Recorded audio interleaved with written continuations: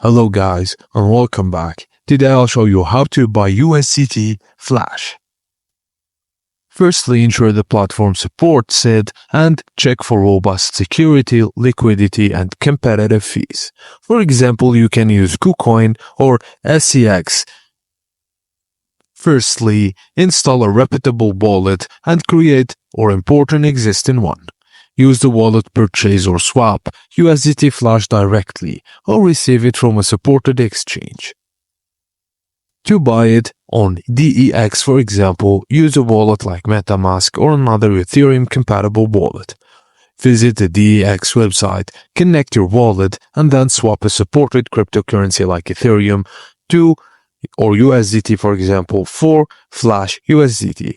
Ensure you are using the correct blockchain network like Ethereum or Polygon.